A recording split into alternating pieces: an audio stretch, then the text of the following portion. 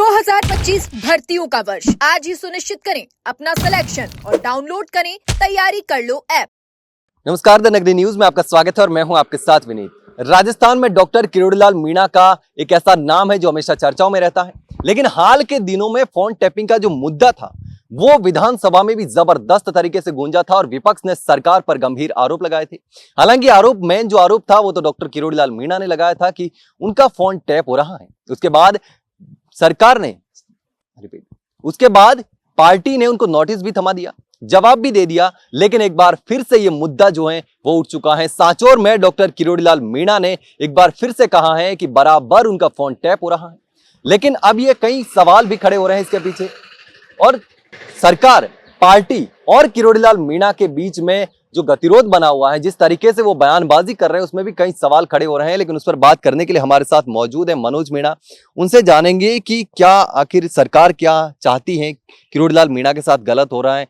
उन्होंने 2 बार बयान दे चुके हैं, दूसरी बार, क्योंकि पहली बार तो था तो कि ठीक है, किरोड़ीलाल मीणा ने बयान दे दिया, विधानसभा में हुआ, नोटिस दे दिया, जवाब दे दिया तो ये मामला सुलझ जाएगा। लेकिन एक बार फिर से ये मुद्दा उठा है तो उसके बाद कई गंभीर सवाल खड़े होते हैं कि रियल में उनका फोन टैप हो रहा है और सरकार आखिर क्या चाहती है।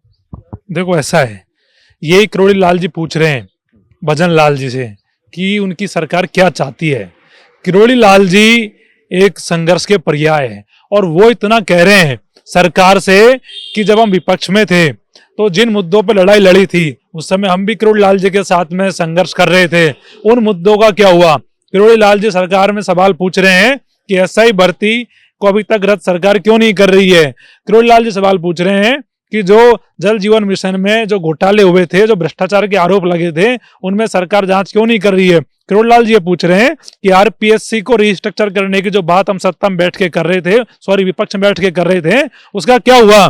तो जब इन सवालों पे वो बात करते हैं सरकार से, जब कोई जवाब नहीं मिलता तो उनको पीड़ा होती है, क्योंकि वो एक गरीब घर से आने वाले एक आम जो छात्र है, आम जो जन है, उनकी पीड़ा को वो समझते हैं कि लोग कितने परेशान हैं, लेकिन उनकी सुनवाई नहीं हो रही, कोई ध्यान नहीं दे रहा। किरोड़ीलाल जी लगातार इस मुद्दे को कहते रहे कि सरकार को निर्णय करना चाहिए, जो मांगे मैंने उठाई है उन पे सरकार संज्ञान ले। किरोड़ीलाल जी ने विधानसभा में कहा था कि हाजी के दरबार में नाजी का काम नहीं है, तो वो क्यों कहना पड़ा, क्योंकि मैं तो सत्य बोलूंगा, मैं तो कहूंगा कि उन मुद्दों का क्या हुआ और तुम उन पर निर्णय करोगे नहीं तो मैं यहाँ आके करूंगा क्या। तो किरोड़ीलाल जी की देखो बात सही है, उनकी मांग जायज है, उनकी जो पीड़ा है वो जायज है कि भाई हम उन मुद्दों पे जो लड़े थे, जिन मुद्दों पे आज भजन लाल जी सत्ता में आके बैठ गए, अगर किरोड़ीलाल जी ने उस समय लड़ाई नहीं लड़ी होती, पेपर लीक जैसे बड़े मुद्दे नहीं उठाए होते, नहीं संघर्ष किया होता, तो भजन लाल जी मुख्यमंत्री थोड़ी होते, नहीं होते। भजन लाल जी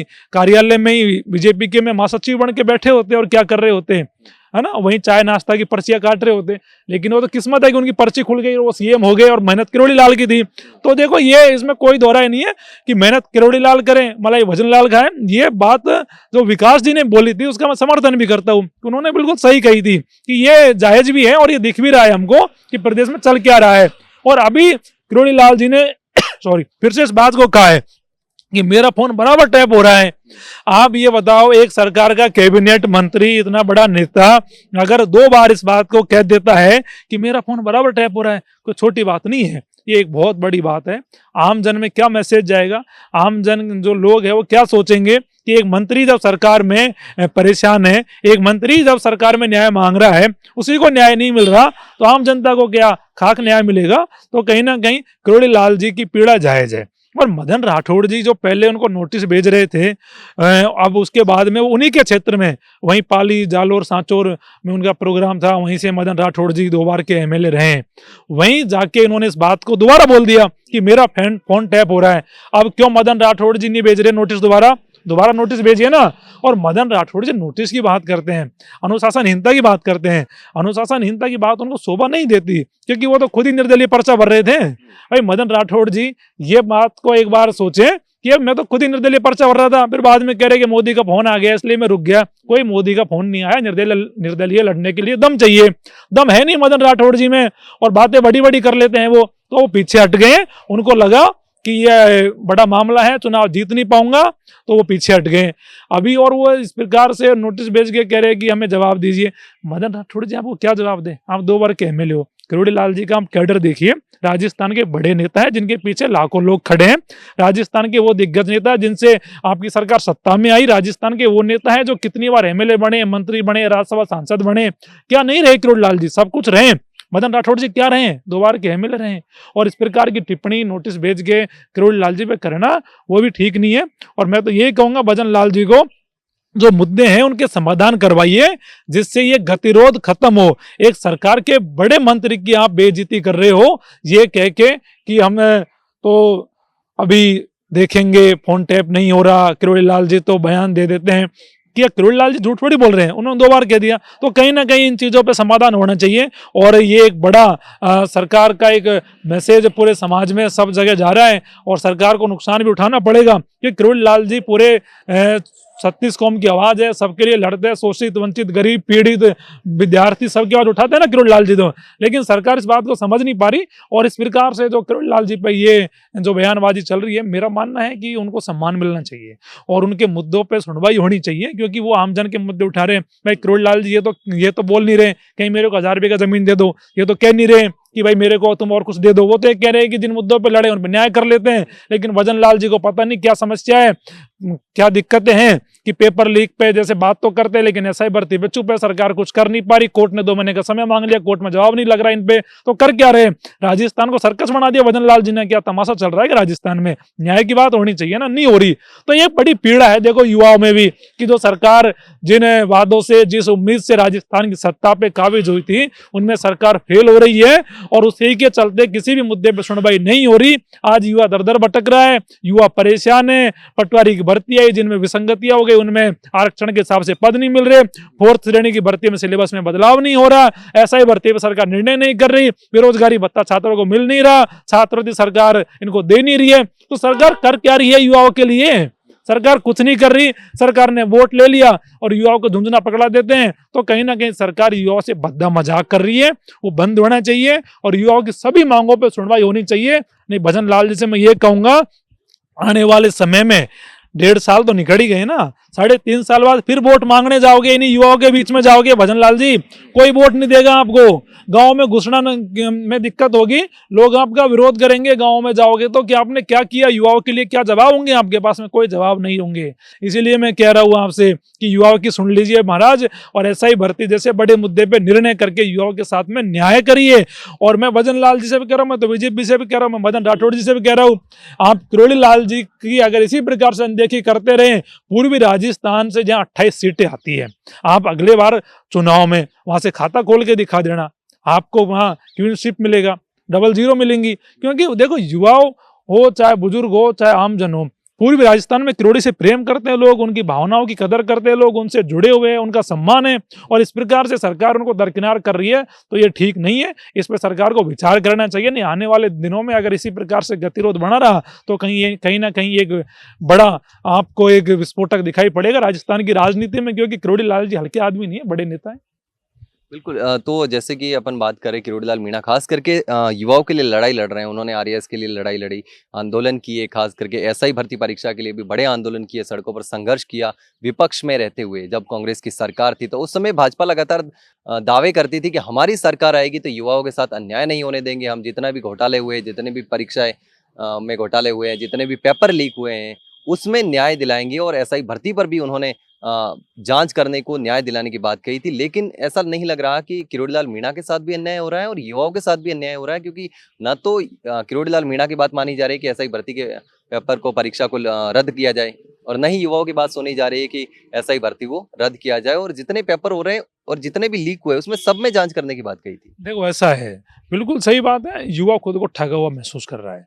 किरोड़ी लाल जी को न्याय नहीं मिल रहा, ये भी बड़ा कारण है, मिलना चाहिए, क्योंकि मुद्दों की लड़ाई है, किरोड़ी लाल जी का व्यक्तिगत नहीं है।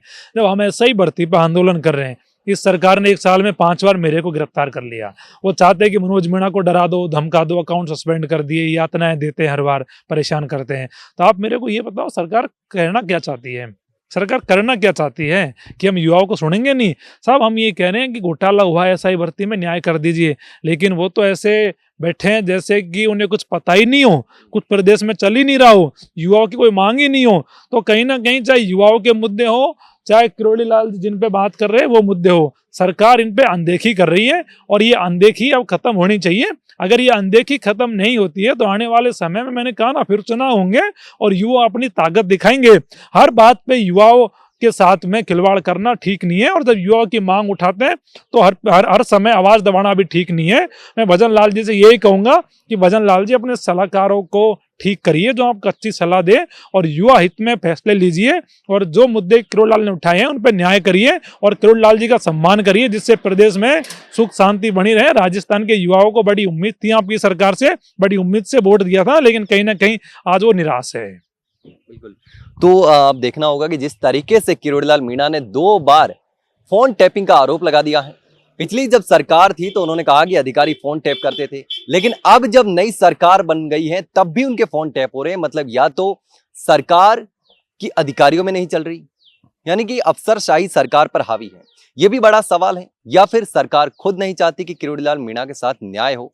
ये 2 बड़े सवाल हैं। तो मैं आपसे भी जानना चाहूंगा कि ये 2 बड़े सवाल हैं, या तो सरकार की चल नहीं रही, अफसरशाही हावी है, या किरोड़ी लाल मीणा के साथ वो अन्याय करना चाहते हैं। क्या मामला है ये? देखो, ऐसा है, जो भी ब्यूरोक्रेट्स है राजस्थान के, बड़े ब्यूरोक्रेट्स है, वो सरकार को मिसगाइड कर रहे हैं। जब सरकार उनसे सलाह लेती है, जब चर्चा करती है, तो वो कहते हैं कि ये इस प्रकार से नहीं है, इस प्रकार से हैं, तो कहीं ना कहीं उनको भ्रमित कर देते हैं। अब भजन लाल जी ज्यादा समझ नहीं रहे इन बातों को कि ब्यूरोक्रेसी किसी की नहीं होती, किसी के सगे नहीं होते। ये तो अपना काम करेंगे, चले जाएंगे, इनकी तो नौकरी है साहब, इनको तनख्वाह मिलती है। लेकिन आप मुख्यमंत्री हो और जनता उम्मीद करती है, तो जनता ये मानती है कि आप अच्छे निर्णय जनता के हित में लोगे, अच्छे फैसले करोगे, जिससे जनता को राहत मिलेगी।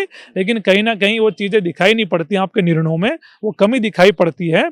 तो इसी को लेकर हम सरकार से लगातार ये कह भी रहे हैं, भजन लाल जी से भी कह रहे हैं और अधिकारियों से भी कह रहे हैं कि भजन लाल जी की सरकार के बारे में आप जो फीडबैक दे रहे हो वो गलत है और उससे भजन लाल जी को बड़ी दिक्कतें आएंगी। इसीलिए मैंने कहा कि सलाहकार ठीक करनी चाहिए, जो बड़े ब्यूरोक्रेट्स हैं उनमें से वो देखे कि कौन उनके हित में है, कौन उनके हित में नहीं है।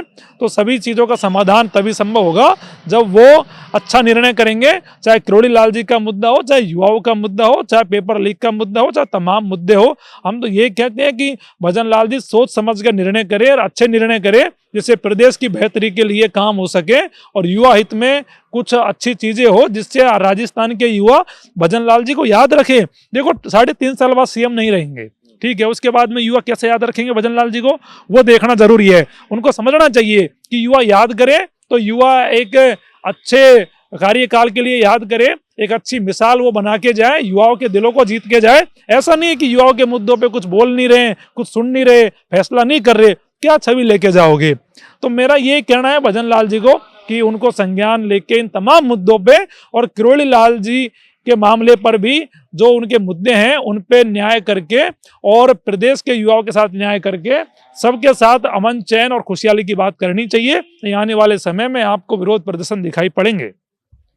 तो अब देखना होगा कि जिस तरीके से किरोड़ी लाल मीणा ने विपक्ष में रहते हुए सड़कों पर संघर्ष किया, युवाओं के लिए आवाज उठाई, एसआई भर्ती परीक्षा हो चाहे आरएएस परीक्षा में घोटाले हो, उनको लेकर तमाम जो भर्तियां हैं, तमाम भर्तियों में पेपर लीक हुए, उनको लेकर के सड़कों पर संघर्ष किया, युवाओं के साथ खड़े दिखे। लेकिन जब उनकी सरकार बनी, जो सरकार ने दावे किए थे वो अपने जो वादे हैं वो भी पूरे नहीं कर रही है और लगातार अब भी मांग कर रहे हैं कि सरकार एसआई भर्ती को रद्द करे। इसके साथ ही एक और सवाल है कि किरोड़ी लाल मीणा ने 2 बार फोन टैपिंग का मुद्दा भी उठाया, बात कही कि मेरा फोन बराबर टैप हो रहा है।